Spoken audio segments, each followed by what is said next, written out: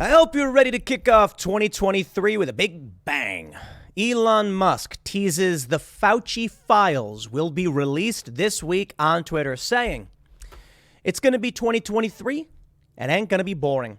At the same time we're hearing about this, we have another story from the conservative brief.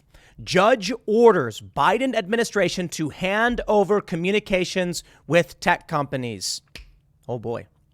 Seems like we're going to learn a lot about constitutional violations of the general principle of freedom of speech, and possibly expose more malfeasance. Now, my friends, many of you may be saying, as we work through all of these major breaking stories, to what end? It's a good question. A lot of really important things have been happening, but it seems like there's no law enforcement action. And many people are asking, when we see all of this collusion between the government and big tech violating the Constitution, where is the action? It's nowhere. When we see Antifa going around smashing up windows, where is the action? It's nowhere. Recently in Georgia, we saw five Antifa people, whatever you're going to call them, charged with domestic terror. So I think the tides, they are a-turning. The important thing to understand, as it pertains to the Fauci Files and the big tech leak, a judge ruled against Biden. We are going to see something. But here's what you have to understand. The problem of 50 years will not be overturned in a single day.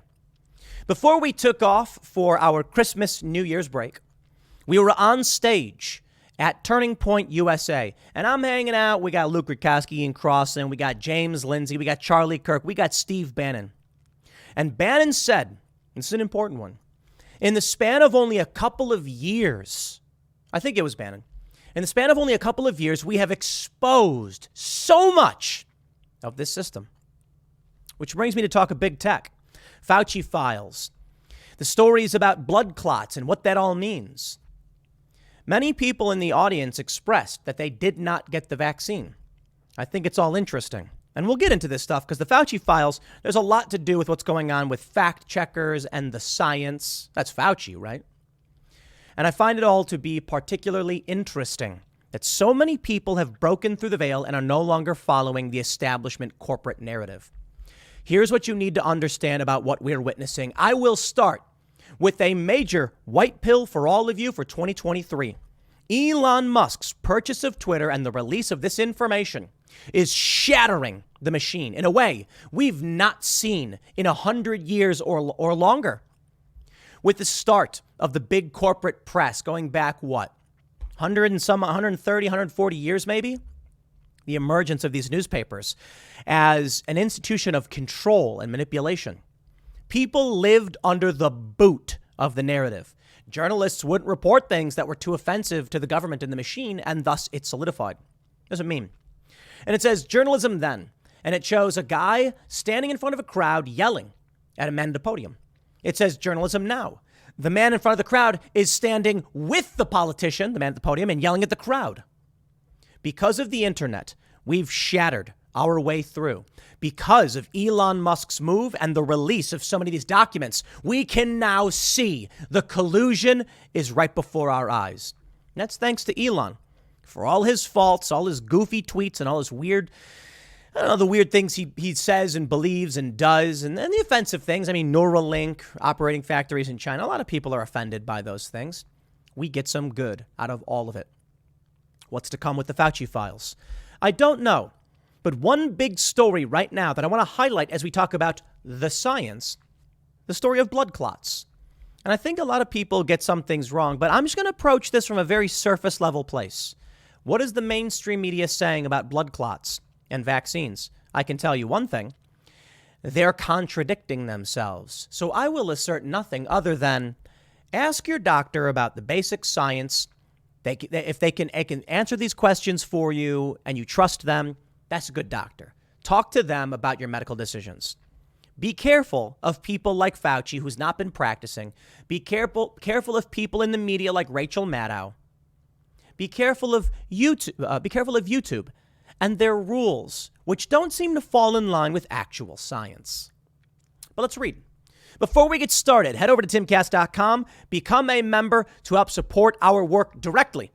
As a member, you'll get access to exclusive members-only segments of the Timcast IRL podcast. And I guess I'll just come out and announce it because you guys should get ready for tonight's show because Chaya Rychik just tweeted about it. But yeah, we're having Libs of TikTok on Timcast IRL tonight. Shout out, Chaya. Very excited to have you. And Chaya tweeted, tonight's going to be epic in response to a tweet about being on the show. So we get it. Normally, we don't announce guests or anything like that. Because sometimes they cancel and they can't make it. And we don't want to hype anybody up. But, Chaya says, get ready. I think it'll be really interesting considering the start of the new year, starting off with a bang. And we will have that members-only uncensored show at timcast.com. But don't just become a member for that. Become a member to support us directly. I guess that's it. Look, we had Times Square billboards up, okay? And some people have criticized and said, who cares you got a Times Square bill? We had 5. Because during the New Year's Eve celebration, when the camera's panning Times Square, we didn't get the best ones in the house, but we got some good ones. We got the North Tower. It was a good one. Big old Ian Crossland, big old Timcast. Regular people will see these. On Google Maps, it's there now. You go on Google Maps, Times Square, boom, Timcast. And why is that important? We're anti-establishment. We are not the staunchest of anti-establishment conspiracy theorists or anything like that, but we are certainly holding the door open. So when a regular person sees Timcast and they watch a show like this, they are going to get the facts. We're not always right about everything, but we're certainly going to call out the lies and hold the door open for you, your friends, or whoever else to come and see the real world. I'll put it this way. I think it was Andrew Breitbart said something to the effect of, walk towards the fire, you'll find freedom on the other side, something like that. And I think about this analogy of what we're doing and the work we're doing with Elon Musk and the Fauci Files, releasing these emails, holding the door open. There is a wall of flame the average person is scared of. It's hot. It's going to burn you. Don't go towards it. The fire rages and crackles. But there are some people standing by yelling at everybody, just jump through, just jump through. Some of us have created a small barrier and said, quick, run through, run through. On the other side, there's a lot of crazy ideas, some right, some wrong. That's the mission, to hold that door open, to allow people to break through the veil. With your support at timcast.com, we're going to do it. Let's read this story. Fox Business says Elon Musk teases the Fauci Files. Elon Musk on Sunday teased that this week's Twitter Files report would focus on the now former director of the National Institute of Allergy and Infectious Diseases, Anthony Fauci, in what could be known as the Fauci Files. In what could be known. People are already calling it that. Calm down. Musk turned to Twitter to tell users, hope you're having a great day 2023. One thing's for sure, it won't be boring. On day 1? Okay, well, what's going on? Later this week, after someone said waiting for the Fauci Files, in what is now called the Twitter Files, journalists tapped by Musk address various controversies, including internal discussions at Twitter regarding the censorship of the Hunter Biden laptop story, et cetera, et cetera. We're now going to be learning quite a bit about Fauci. Later this week, at some point, internal communications from Twitter with or about Fauci will be released. This, I think, is going to be big. People are obviously very, very excited for this. We can see Robert Malone. Okay, that just got erased by Twitter. There you go. But he was saying prepare for the Fauci Files. A lot of people who are big critics of Fauci are all cheering for this.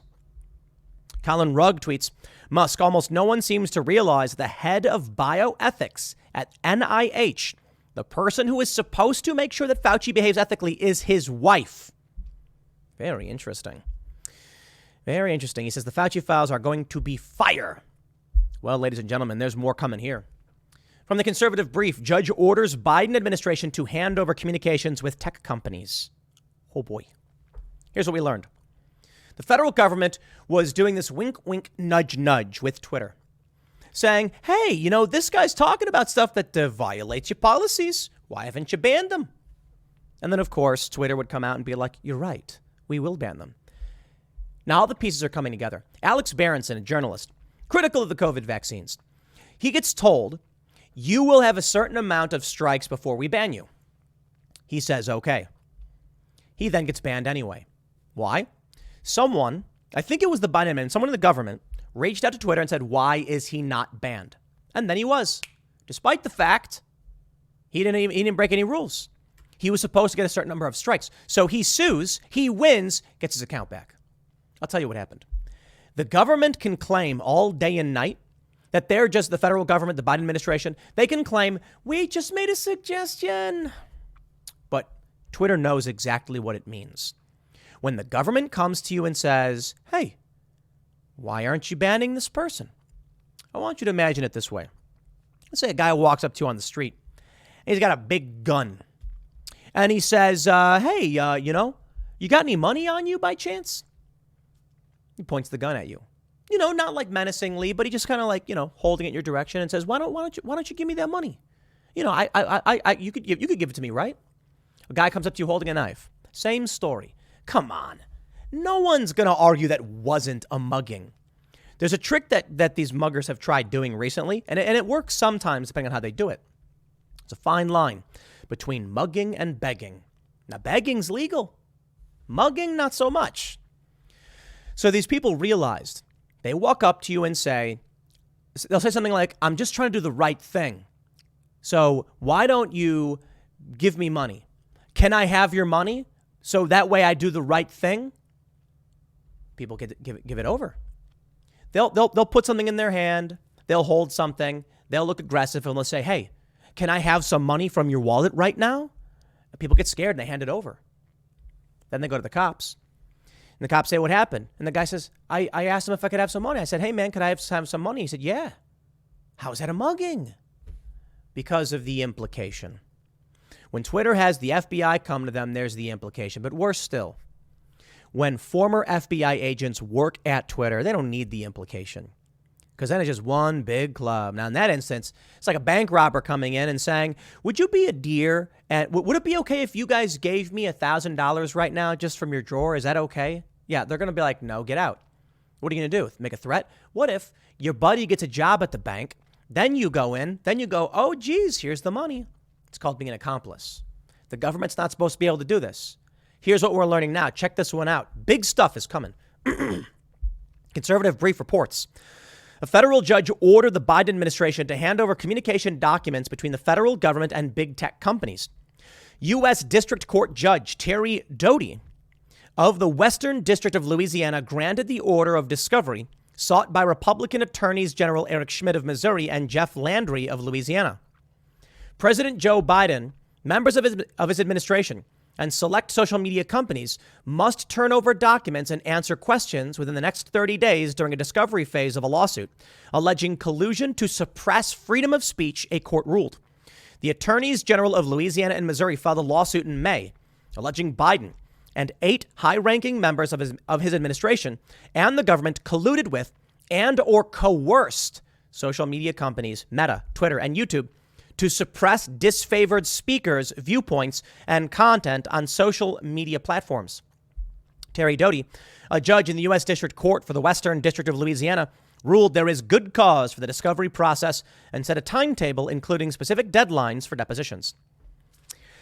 Considering this information is now available, considering the judge's ruling, I would make a recommendation to anybody who has been censored by YouTube, Twitter, Facebook, or otherwise, the big tech companies, Amazon. Start sending out those feelers. Start talking to lawyers right now. The more information comes out, the worse it gets. It's a damn breaking. We know. I guarantee you. You think it was just Twitter? Get out. YouTube, of course. Now, YouTube's changed its rules. It's very, very funny. Changed their rules on what you're allowed to say about masks and vaccines. That's strange. Here's one of the challenges. A lot of the claims that were put out by the government had absolutely no scientific basis. That's reality. Now, look, I'm not going to sit here and pretend to have always been some, staunch critic of the vaccines or anything like that. That ain't me. Never been me. Criticize me all you want. Anybody across the board. The media, they call me anti-vax. Never been. It's the weirdest thing. Daily Beast ran something saying the new poster boy of ivermectin. Clever headline considering I said outright I didn't want it and didn't think it did anything.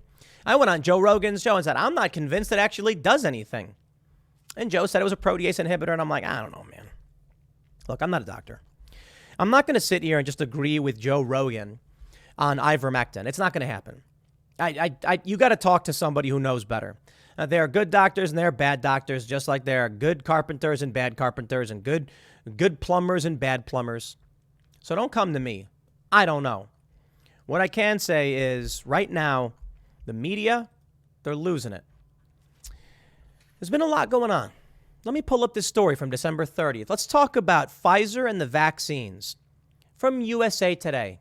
Fact check. Post falsely claims that Pfizer said vaccines cause blood clots. This is a clever trick done by news organizations to twist a claim into being false. So the example that I'll give. Donald Trump will go to an ice cream shop and he'll say, "I'd like 2 scoops of chocolate ice cream, please. It's the best. Everyone agrees." And they'll give him 2 scoops. And then the media will say, "Did Donald Trump order 2 large scoops of chocolate ice cream on Sunday?" On Sunday. That's the thing they add to amplify the claim into falsehood. Because the reality is Trump did order the ice cream, but it was Saturday night. Oh, geez.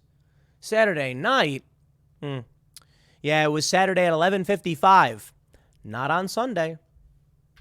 You see the game. Post falsely claims that FDA said Pfizer vaccines cause blood clots. Okay, let's read. They say the FDA limited the use of the Johnson & Johnson vaccine in May due to a risk of thrombosis and thrombocytopenia, a condition that causes blood clots to form. Some social media users are falsely claiming the agency recently announced the Pfizer vaccine carries the blood clot risk too. Quote, "So the FDA finally came out and said that Pfizer's COVID shot causes blood clots," reads a tweet from the Hodge twins, a conservative political commentary duo. Only 2 years too late. Only 2 years late, they said. Elon Musk tweeted a reply, "Much will come to light as Fauci loses power." You see how it all comes together. They go on to say the claim is baseless. The assertion stems from a recently published study led by FDA researchers and other medical professionals that found a statistical signal between pulmonary embolism, blood clots in the lungs, and the Pfizer vaccine. But this signal does not prove the Pfizer vaccine causes blood clots, medical experts told USA Today. Fair point, but this does not break down accurately what's going on.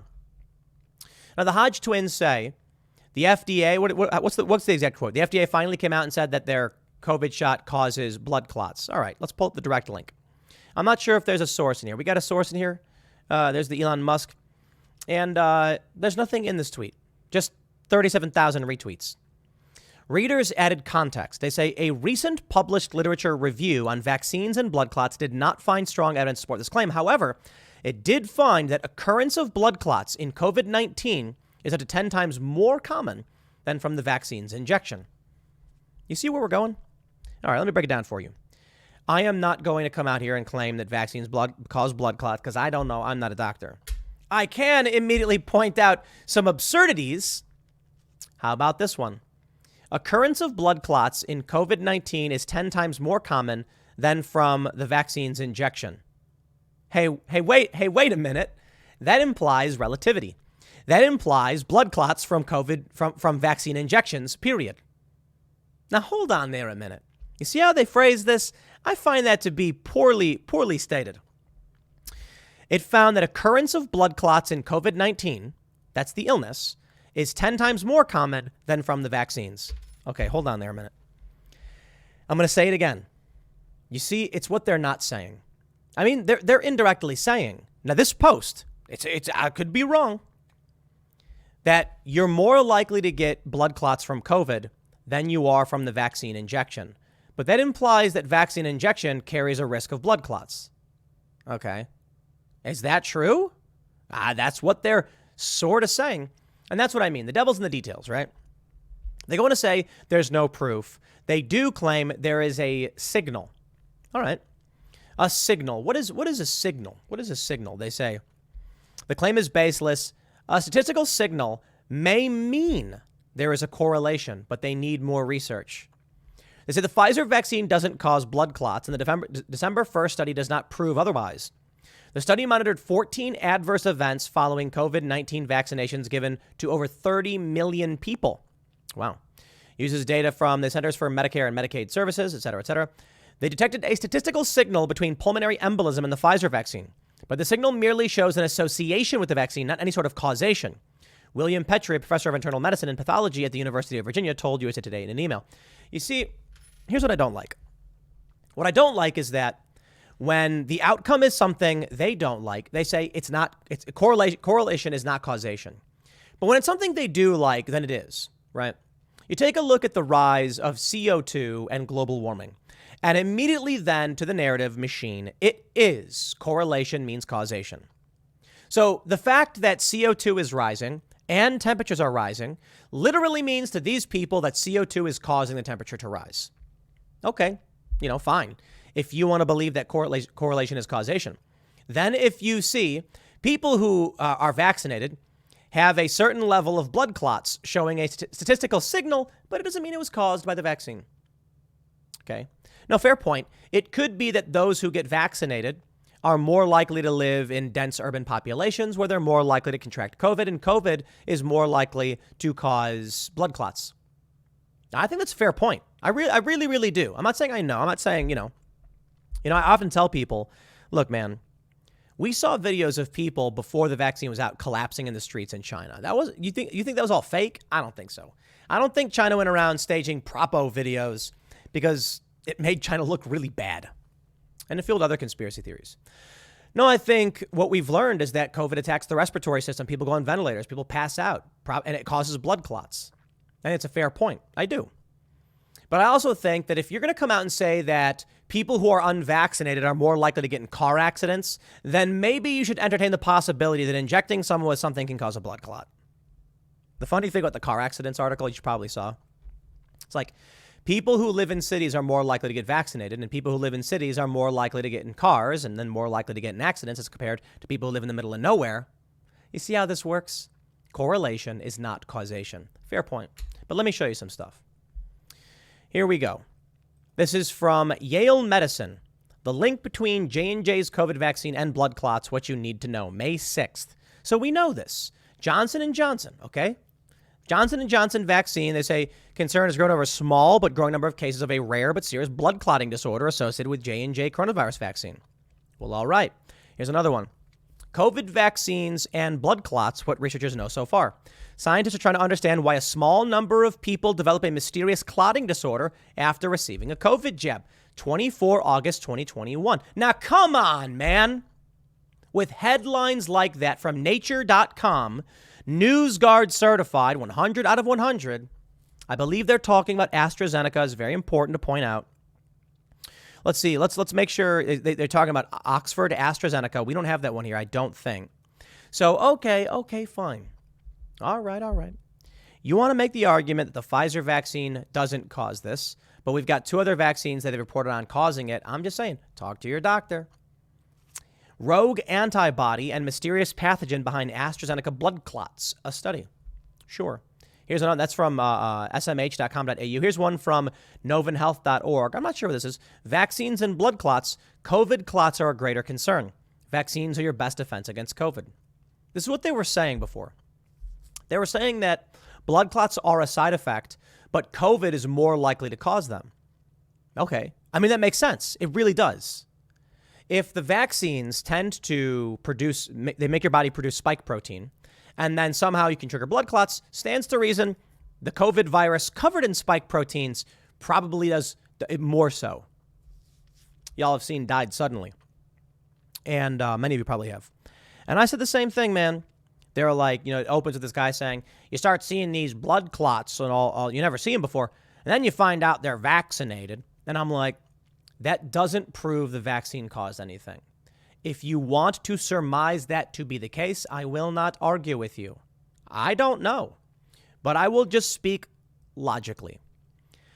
If COVID is flying around all crazy, it stands to reason that we're just now starting to see these blood clots because of COVID. Now, some people have said, yeah, but we didn't start seeing this strange clotting disorder until after the vaccines came out. That still doesn't mean much. It's an indicator. And again, if you want to assume it's the vaccines, I'm not a doctor. I'm not going to argue with you. You're allowed to believe whatever you want to believe.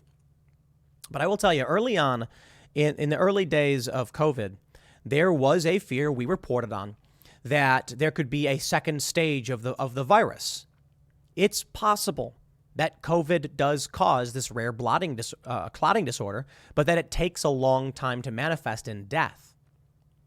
In the documentary Died Suddenly, they're pulling out these really long, strange, fibrous clots. Now, a lot of people think it's the vaccine causing it. Again, I'm not saying yes or no. That's not for me to decide. I'm not a doctor. I don't know. I've seen the documentary. It's crazy stuff. It's freaky. And maybe, don't know. Not a doctor. Talk to a doctor. But I think it's entirely possible. And we should consider this could be, there are people who get COVID. The COVID stays in their system, and maybe this is a side effect, is an element of the COVID disease. There are some people that think COVID was manufactured in a lab as part of gain-of-function research. Jon Stewart, apparently. I think it's a fine hypothesis. I mean, come on. The vaccine emerges a block away from the actual Wuhan Institute of Virology, where they're doing bat coronavirus research. Let me tell you, my friends, choose your conspiracy. Because I can tell you this. Here's a couple possible scenarios. One, the COVID vaccine is a weapon that people claim, and that Bill Gates is trying to lower the population with it or whatever, just like the TV show Euphoria. Maybe. I kind of don't think so. I think it's possible that Fauci was funding gain-of-function research. Trump actually lifted the ban on it. They were doing it in China. Dr. Fauci gave EcoHealth Alliance, Peter Daszak, funds. They then used that funds to fund research here. Here's the other conspiracy. COVID was made in a lab. It was intended to create a powerful virus. That's what gain-of-function is. Now, it either escaped or was leaked, whatever you want to believe. But when I see people getting these big clots pulled out of them, I'm like, maybe that was the point of the bioweapon, right? If you think this was a bioweapon, I'm not saying it was, I don't know, then why would you be surprised to see people dying with crazy clotting? There are probably a lot of people that are living with these crazy clots, these big white fibrous clots, but not enough that it's killing them. And they don't know they have it. Then they die of a heart attack suddenly, and then they find it, if they do. What if the real story is that they were funding this seedy gain-of-function research? COVID leaks. Panic ensues. They know this thing is gain-of-function research deadly, whether it was a weapon or not. So they frantically tried to make a vaccine at the last minute, using the only thing they think that will work, mRNA. Maybe that's it. Maybe the reality is it didn't leak from a lab. It came from the bats. Someone was illegally transporting something, who knows. And these blood clots are just a strange phenomenon. I have no idea. You decide for yourself. But I will tell you, there have been a ton of articles about blood clotting from the vaccines. Here's one from SciTech Daily, NewsGuard certified. I don't use these fly-by-night outlets. Researchers shed light on blood clotting after COVID-19 vaccination. December 5th, 2022. The findings reveal a slight increase in risk after adenovirus vaccines, which should be taken into account when organizing immunization campaigns and planning future vaccine development. To be clear, they are saying this is not the mRNA vaccine. This is AstraZeneca and I believe J&J. Adenovirus vaccines, I believe, are the more traditional vaccines. And the question early was about a signal between not thrombocytopenia and thrombosis, but pulmonary embolisms. It's similar, but one's in the lungs. Again, I'm interested to see what these communications reveal. The Fauci Files. The Fauci Files. Oh, you got to love our friends over at Enough Musk Spam. I think this one's interesting. Over on Reddit, there is a subreddit in the top 1% of all subreddits. It's like forums. With 101,000 members, all they do is hate Elon Musk. Here's one. Yes, Elon and some rando journalists, both of whom have no medical training, will end Fauci's career. And he wrote Facuis, because that's what Matt Wall said. Elon Musk just announced he is going to end Anthony Fauci's career a second time in 1 month by releasing the Fauci Files this week. I love it. The top comment, he's retired. He's one of the most cited infectious disease researchers in the world. His legacy is fine. I don't know. Maybe. Maybe not. We'll see how it plays out. Seriously. Legacy is all about who writes the history books. And right now, this country is bifurcated. California is announcing they're not going to be enforcing laws that if someone performs genital mutilation on a child, it's fine. They won't extradite. How can a country exist when there are no laws? Is it a country then? What is it? If someone kidnaps your kid, brings him to California, and then they transition that child, they won't return the kid? That's weird. But this is where we're at with everything bifurcating. So, Fauci's legacy. I want you to think about all these journalists and everything they write all day, every day about Elon Musk, the lies about Andrew Tate, for instance. Again, not here to defend either Elon Musk or Andrew Tate. I think there's a lot to criticize him over. I'm just saying the media has lied a lot about him. Now that we can see through the lies, thanks in part to Elon Musk, you think Fauci's legacy is going to be fine? I'll tell you, I don't. Man, they're really panicking over Twitter. I'll tell you what I find fascinating. Twitter is able to operate to the tune of billions of dollars or whatever in revenue. Elon Musk buys it, and then all of a sudden, they can't afford to pay any staff. They're being sued over not paying rent. And I'm like, where'd the money go? Was it seriously just all advertisers? I don't believe it. I'm seeing more ads than ever. I have to wonder about what was really funding Twitter. The narrative machine. Why is it that I'm able to do a live stream on YouTube? That makes no sense. No, seriously. Have you ever paid for a live stream? We over at timcast.com have to pay our bandwidth costs. When you become a member, okay, you're not just giving us money for nothing. We have to upload content, and when you watch that video, we have to pay for that. We have to pay every time you watch a video. We found a sweet spot with the amount of members and the amount of content we produce. $10 a month. I take a look at, I think Luke over at We Are Change, he does like 15. The Daily Wire does 13. And I'm like, man, we might have to increase at some point. But for now, we're doing all right. The amount of video we put up and the amount that you guys watch, we're doing very well. So it works out. But here's the thing. On YouTube, when we live stream every night to 50,000 people, we're uploading at 7 megabits per second. 7 megabits times 50,000 is what's going out. Yeah, we would never be able to afford that for that live show. So, YouTube's not making any money off that. Where's that money coming from? We can call it subsidy from Google's other businesses. Maybe. I don't know. I find it all to be very weird. I always have. Where does that money come from? And why? And why is Twitter now not getting enough? Maybe the platforms were nationalized a long time ago. Maybe not. I'll leave it there. Next segment's coming up tonight at 8 p.m. over at youtube.com/TimCastIRL. Come check it out. Libs of TikTok will be hanging out with us. Chaya Reichik, very, very excited. This is going to be an epic show to kick off the new year. Excited to have you, Chaya. Thanks for hanging out. We'll see you all then.